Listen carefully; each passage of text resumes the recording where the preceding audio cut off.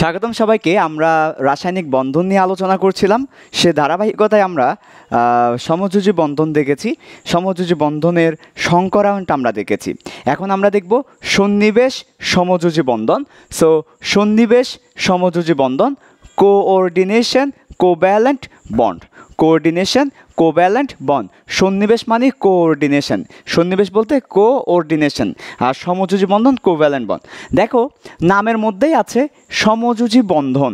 So নামের মধ্যেই যেহেতু সমযোজী বন্ধন আছে, তাহলে এটা এক ধরনের সমযোজী বন্ধন, অর্থাৎ সমযোজী বন্ধনের একটা স্পেশাল রূপ হচ্ছে সন্নিবেশ সমযোজী বন্ধন। তার মানে আমরা একটা বৈশিষ্ট্য বলে ফেলতে পারি যে সমযোজী বন্ধনের, আমরা বলতে পারি সমযোজী বন্ধনের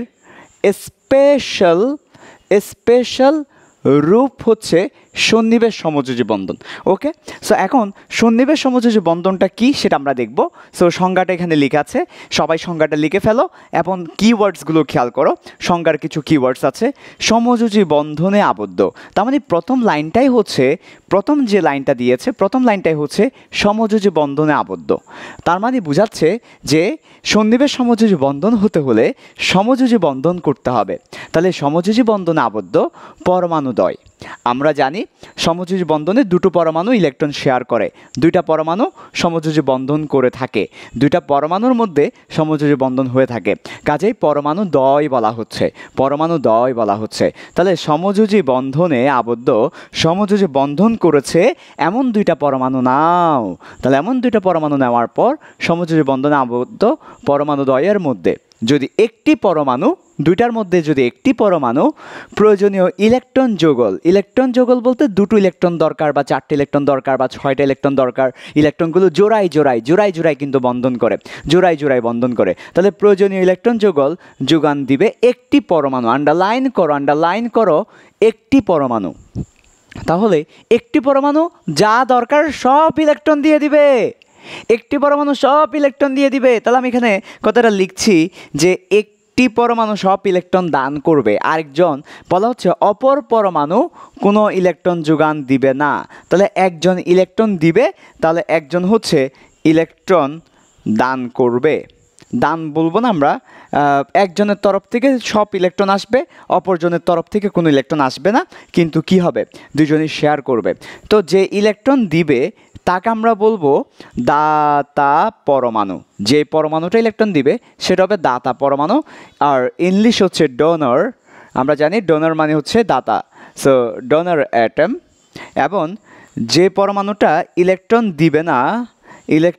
দিবে না এবং বরঞ্চ সে কিন্তু শেয়ার করবে, তাকে আমরা বলি গ্রহীতা পরমাণু, অ্যাকসেপ্টার অ্যাটম।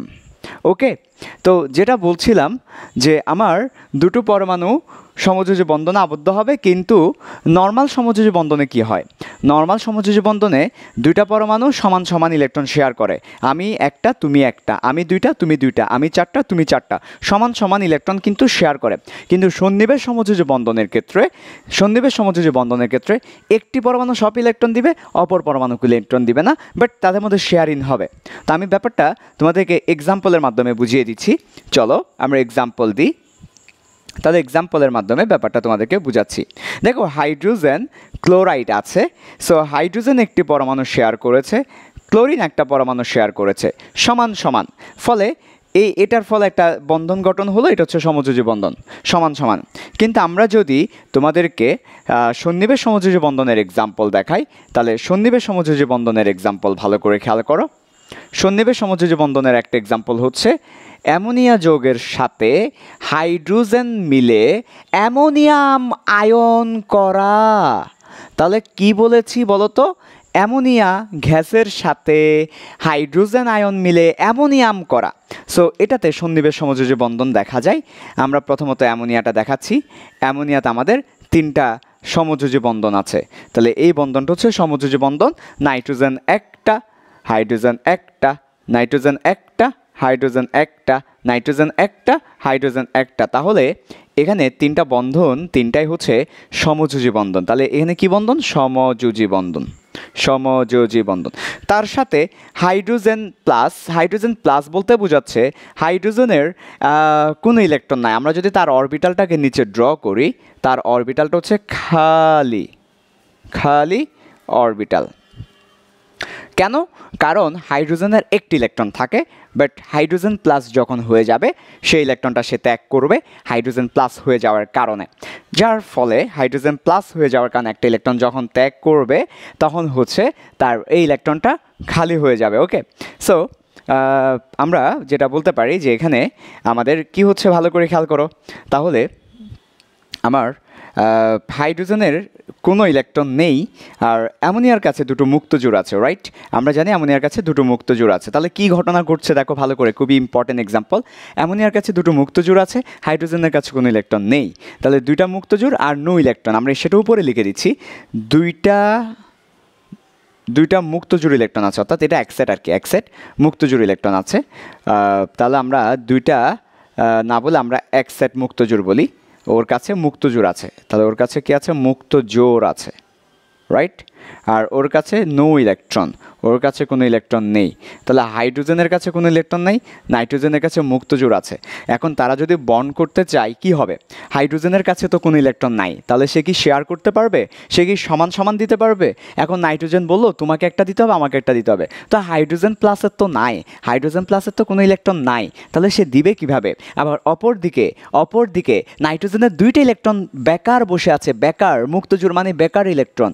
কাজেই নাইট্রোজেন বললো আচ্ছা ঠিক আছে, তোমার যেহেতু কিছু নাই আর আমার যেহেতু এক্সট্রা আছে, আমার এই ইলেকট্রনটা তুমি নাও। সো আমার এই ইলেকট্রনটা তুমি নাও। সো কে বলছে? নাইট্রোজেন বলছে আচ্ছা ঠিক আছে, তোমার যেহেতু ইলেকট্রন নাই আর আমার যেহেতু দুটো আছে, চলো তুমি আমার এই ইলেকট্রনটা শেয়ার করো। সো এই দুটো ইলেকট্রন এখন কি করবে? হাইড্রোজেন এবং অ্যামোনিয়া শেয়ার করবে, ফলে একটা বন্ড তৈরি হবে। বন্ড তৈরি হলে জিনিসটি স্থিতিশীল হয়। প্রত্যেকটা পরমাণু চাই বেশি বেশি করে বন্ড করবে এবং স্থিতিশীল হবে। তাই অ্যামোনিয়া কী করবে? হাইড্রোজেন প্লাসের সাথে বন্ড করবে। কিন্তু বন্ডটা কেমন? নাইট্রোজেন দিচ্ছে দুইটা, আমরা কথাটা লিখে দিচ্ছি। নাইট্রোজেন বলতে অ্যামোনিয়ার নাইট্রোজেন আর কি, আচ্ছা আমি নাইট্রোজেনই বলি আপাতত। নাইট্রোজেন দিচ্ছে দুইটা, হাইড্রোজেন দিচ্ছে না, শুধু নিচ্ছে। ওকে, এভাবে শেয়ার করছে। তাহলে নাইট্রোজেন দুইটা দিচ্ছে, হাইড্রোজেন দিচ্ছেন, এবার শেয়ার করছে। সো এই বন্ডটাকে আমরা বলবো সন্নিবেশ সমযোজী বন্ধন। তাহলে আমাকে যদি প্রশ্ন করে অ্যামোনিয়ার বন্ধনটা কোন ধরনের, কথা ভালো করে বুঝিও। অ্যামোনিয়া হচ্ছে সমযোজী বন্ধন, আমরা এখানে ছোট্ট করে লিখে দিয়েছি অ্যামোনিয়া হচ্ছে সমযোজী বন্ধন। কিন্তু আমি যখন অ্যামোনিয়াম বলবো, অ্যামোনিয়ামের শেপটা যদি আমি দেখাই, তাহলে দেখো নিচের তিনটা হচ্ছে সমযোজী বন্ধন, আর উপরে যেটা দেখতে পাচ্ছি সেটা ভালো করে খেয়াল করো।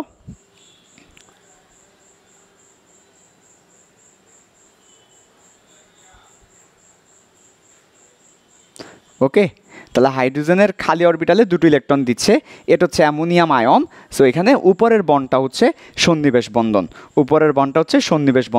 সন্নিবেশ বন্ধনকে তীর চিহ্ন দিয়ে প্রকাশ করা হয়, লিখে রাখো এটা, এরপরে সবাই লিখে রাখো। সন্নিবেশ বন্ধনকে অ্যারো মানে তীর চিহ্ন দিয়ে প্রকাশ করা হয়। যেদিকে দিব, এখন তীর চিহ্ন কোন দিকে? তীর চিহ্ন দিয়ে প্রকাশ করি আমরা, অ্যারো দিয়ে প্রকাশ করি। প্রশ্ন হচ্ছে তীর চিহ্ন আমরা কোন দিকে দিব? তীর চিহ্ন হচ্ছে অ্যারো হচ্ছে দাতা হতে গ্রহীতার দিকে,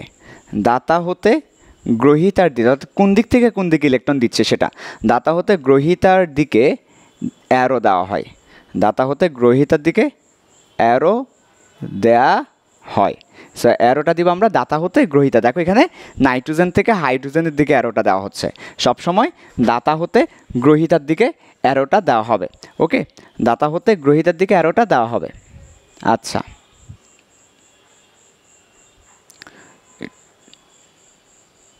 ওকে,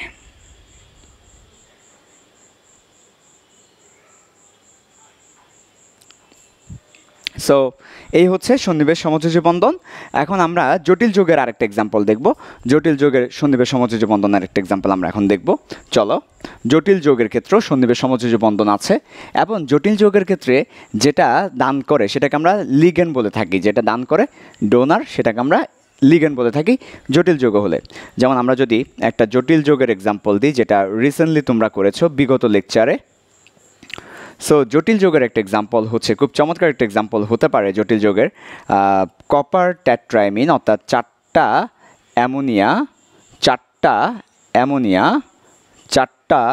অ্যামোনিয়া কপারের সাথে কি করেছে, বন্ড করেছে। এখন বলো তো অ্যামোনিয়ার কি আছে, মুক্ত জোড় আছে। অ্যামোনিয়ার কি আছে, মুক্ত জোড় আছে। আর কপারের খালি অরবিটাল আছে। বলো তো কপারের কি আছে, খালি অরবিটাল আছে। খালি অরবিটালের মধ্যে এবার কি করবে, এবার অ্যামোনিয়া করবে কি, তার এই মুক্ত জোড়গুলো শেয়ার করবে। এই মুক্ত জোড়গুলো শেয়ার করবে কোন দিক থেকে কোন দিকে, দাতা হতে গ্রহিতার দিকে। সে অ্যারো দেওয়া হচ্ছে, অ্যারো মানে কোন বন্ধন, এটা সমযোজী বন্ধন। তার মানে বলো তো এখানে কয়টা সমযোজী বন্ধন আছে। সো আমরা যদি বলি কপার টেট্রাএমিন, এই আয়নটাতে 2+, এই আয়নে সন্নিবেশ বন্ধনের সংখ্যা কত, আয়নে সন্নিবেশ বন্ধনের সংখ্যা 4টি সন্নিবেশ সমযোজী বন্ধন আছে। সন্নিবেশ সমযোজী বন্ধন আছে। তাহলে সন্নিবেশ সমযোজী বন্ধন কয়টা আছে, 4টি। তাহলে 4টি সন্নিবেশ সমযোজী বন্ধন আছে। আর যদি সমযোজী বন্ধন জিজ্ঞেস করে, এখানে 3টা সমযোজী বন্ধন, এখানে 3টা সমযোজী বন্ধন, এই যে অ্যামোনিয়ার ক্ষেত্রে 3টা করে সমযোজী বন্ধন। তাহলে সমযোজী বন্ধন জিজ্ঞেস করলে শুধু সমযোজী বন্ধন কয়টা আছে, শুধু সমযোজী বন্ধন আছে 12টা। কারণ একটা অ্যামোনিয়াতে 3টা করে সমযোজী বন্ধন, টোটাল 12টা সমযোজী বন্ধন আছে। ওকে, আচ্ছা। সো এই হচ্ছে আমাদের মোটামুটি সন্নিবেশ সমযোজী বন্ধনের লেকচার।